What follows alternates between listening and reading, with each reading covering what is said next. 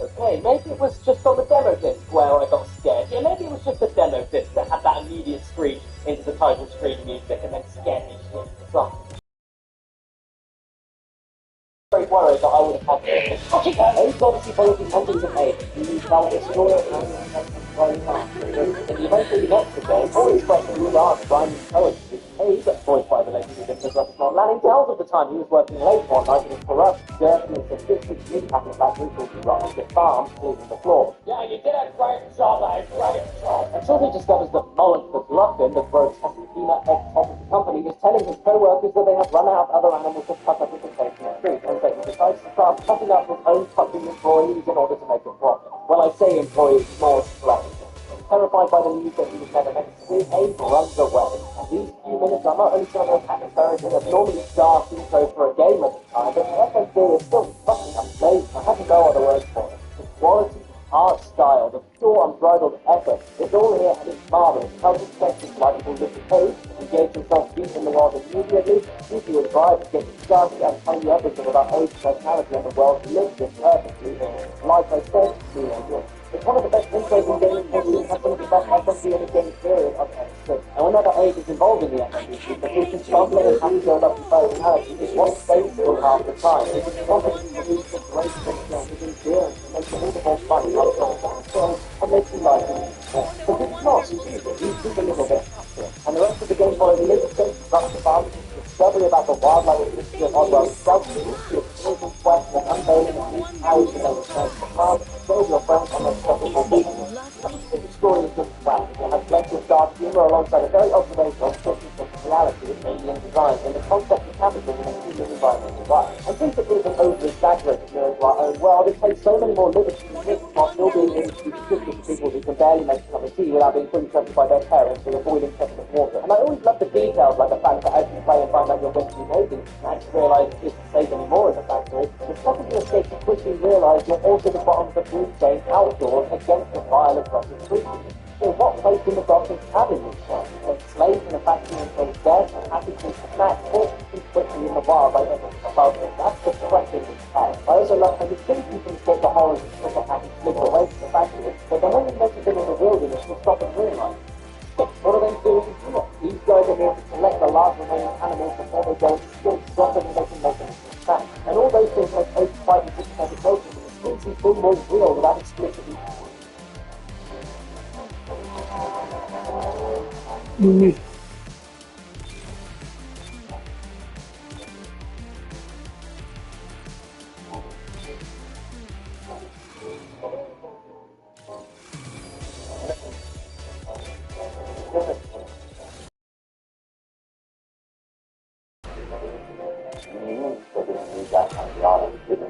Whiskey choker. Get the down to the week at a low price. That'll be no problem.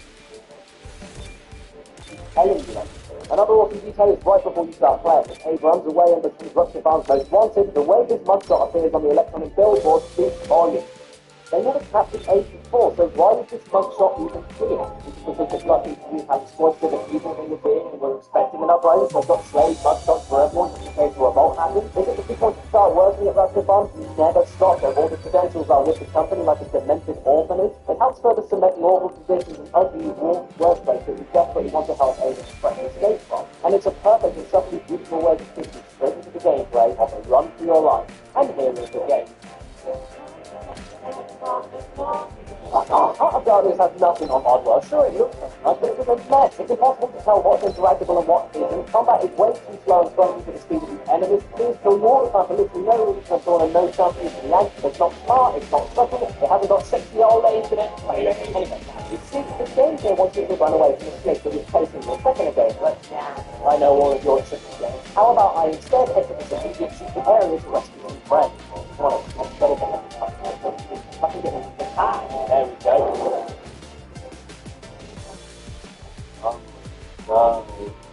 I should have kept on running. Game's hard. Fuck this game's difficult. And it's one of those games where you die until you get everything right. And there's a lot to get right. Abe's Odyssey is under the new genre of cinematic platforming from the 90s, which are extremely stylized, digitized and realistically while you search for it, plenty of movie-like sequences and heavy controls that often don't apply until the last few minutes to make you feel the true weight of your character and make you feel part of the world. Yet sometimes the delay controls can be a part of the frustration, causing many a death and swear you hit the button at the right time, or causing faster jumping into third ball, which teleports yourself to another area. Oh, this will be so much fun. And frustration can even be towards the end of the game as it gets harder but ridiculously trial and error and full of shit that happens up to a point that really puts you in five foot through your TV screen and you work by using no quick saving and fixing checkpoints.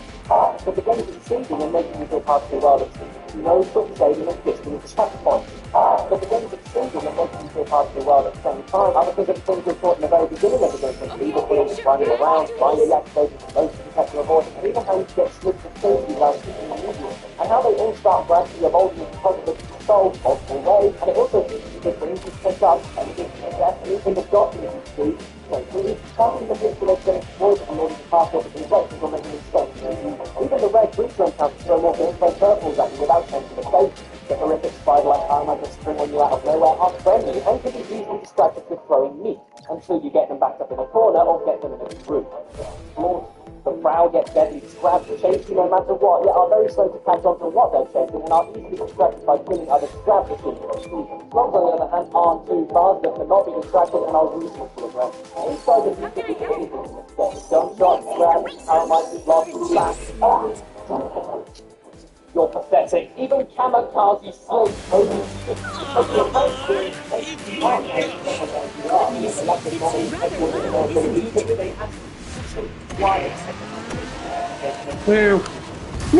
I better hurry.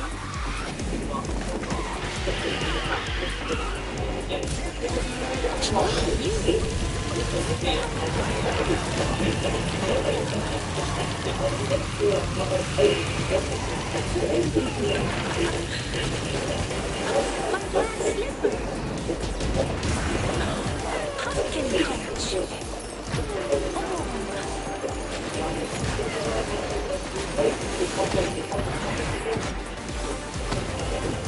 It's more than I could have hoped for. Is it over so soon?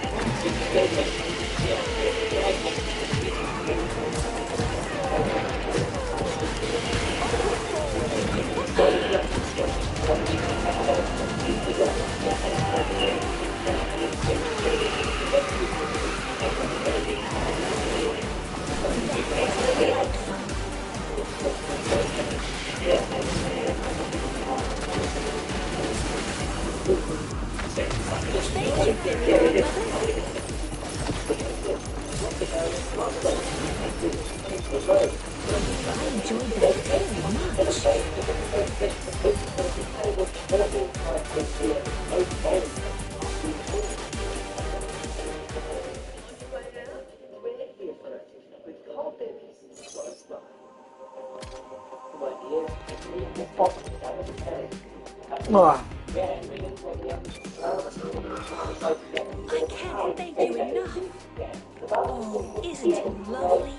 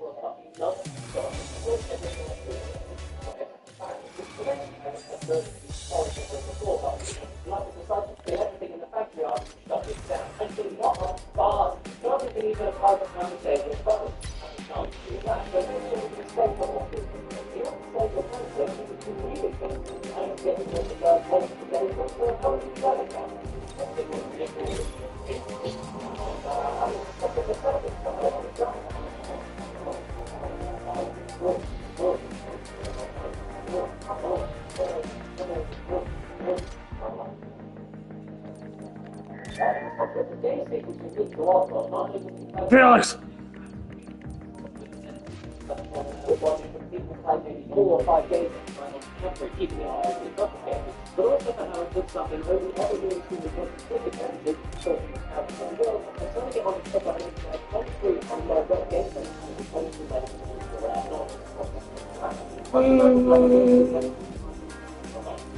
Relax.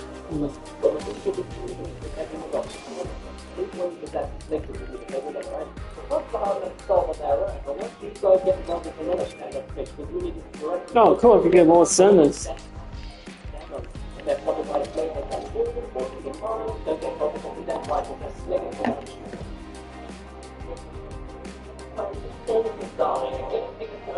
I'm doing well in this series, but looking at the characters is hard work.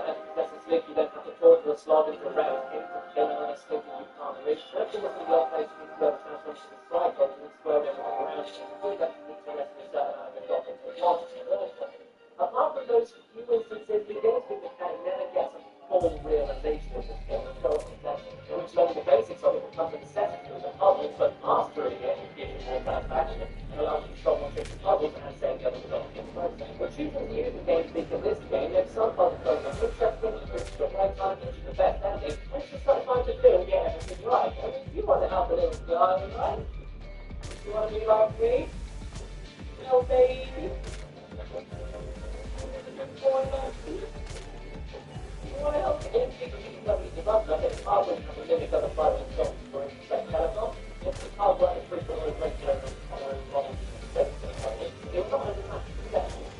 Ah!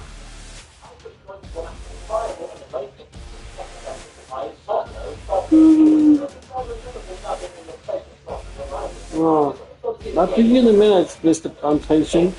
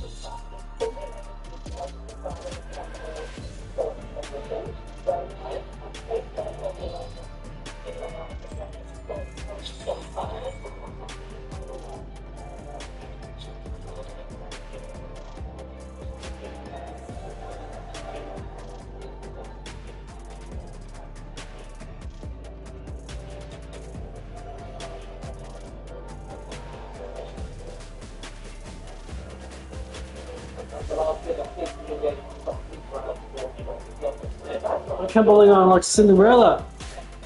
How awesome. Um,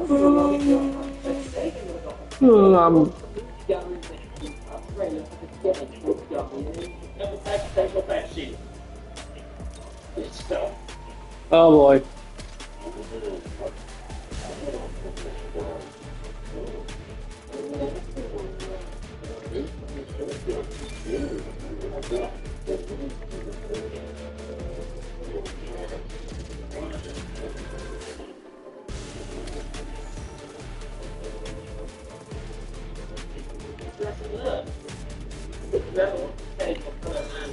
I can't thank you enough. Oh, isn't it lovely? What a wonderful surprise. Oh, thank you so much. HP. Oh, remember that. And never tell him to wait. Roll. He hates that as much as beats. Just watch it as he pops into that other door frame. It's cool. I feel bad every time I have to leave behind. I feel like it's just to stay there and wait for you. And as you can see from everything you've been looking at in this video, the game is one of those visually striking and stunningly original pieces of art that ever existed in gaming on this platform. Not that the potentially is another art in this presentation. Not one area is generic, not one is a negative, not one is treated as 30 different reasons, and not one has screen on screen and people written. Following like Cinderella and the Little Saint. I'm doing so well in this game. Part 2 is going to be Princess Aurora.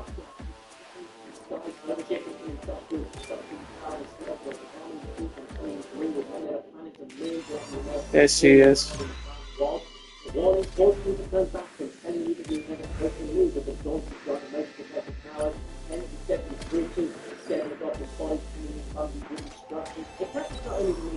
She's the defender class.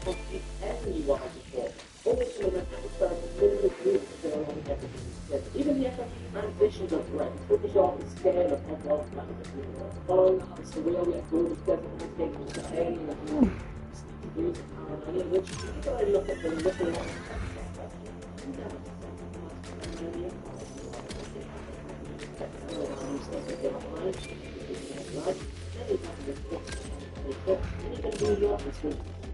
biggest where you're guaranteed a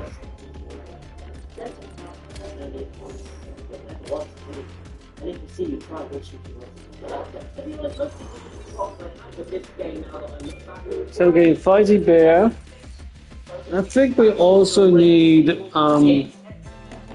Fuzzy Bear. We need Gonzo, Animal, and Professor Honey. Yeah.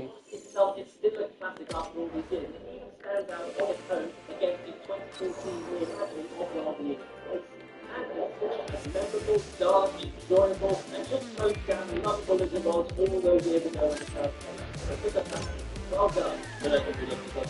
And it's offload take on thing. Yes.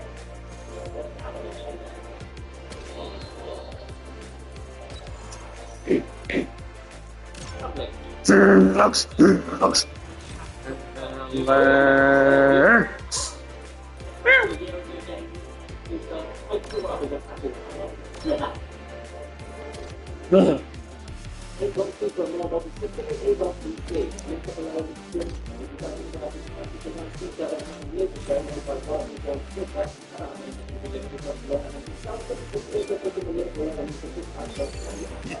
Let me see what I got in the pen. I got these two next. That's the beautiful Snow White. There's Princess Aurora, and Winnie the Pooh, and then Snow White.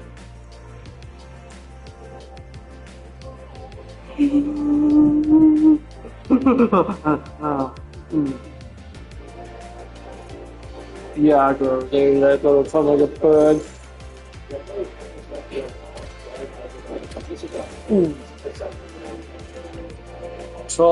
2 hours. When it gets to 5 o'clock, I had to. Aladdin, 1992. In the first movie, Iago, voiced by Gilbert Gottfried, resents living under the Sultan and Jasmine's Rest in peace, leadership mate. as much as his own Jafar does. Though he contrasts Jafar's dark brooding with angry, sarcastic rage. The Sultan seems to not know until the end of the first movie that Iago can fully comprehend and converse in human speech, and is evil. In the end, Iago is dragged and is banished to the cave of one. The Return of Jafar, 1994. In the second movie, Iago manages to escape from the lamp, This will but be so refuses much to free fun. Jafar, having grown tired of being ordered around, and instead throws him into a well. After returning to Agrabah, Iago is confronted by Aladdin, but inadvertently ends up saving him from Abi's Mal and his henchmen. In gratitude, Aladdin takes Iago back to the palace and convinces the Sultan to give him a second chance. Iago slowly begins warming up to Aladdin, but Jafar also returns to Agrabah, having been freed by Abi's Mal, and tricks Iago into conspiring with him to frame Aladdin for the Sultan's murder and have him executed while Aladdin's friends are locked in the dungeon for life. Iago initially goes along with it, but turns against Jafar and again saves Aladdin by freeing the genie, who saves Aladdin from being executed. In the final battle against Jafar, Iago is severely injured by one of Jafar's blasts, but manages to kick Jafar's lamp into the molten lava, destroying it and Jafar once and for all, while he is taken to safety by Aladdin. From the Sultan's wrath, in return for Iago unintentionally saving him from Abi's Mal, and finally risking his life to kill Jafar by pushing his lamp into molten lava. Following his heroic deed, he is accepted into the palace. Aladdin, the series 1994. In the series, Iago provides a sarcastic, realistic, and cowardly perspective on events, but is only really willing to face danger if a great reward is promised. However, Iago does often provide assistance for the group. In the episode The Citadel, being its second best burst in magic, whenever Genie is unable to provide knowledge on certain magicians or artifacts. Also, Iago can usually convince Abu to be his partner in crime, but Abu is more likely to leave at the first sign of danger, and often lacks the finesse that Iago requires. He cares a lot about Abu, as shown in several episodes, such as Much Abu About Something. Aladdin and the King of Thieves, 1996. Iago helps out with Aladdin and Jackie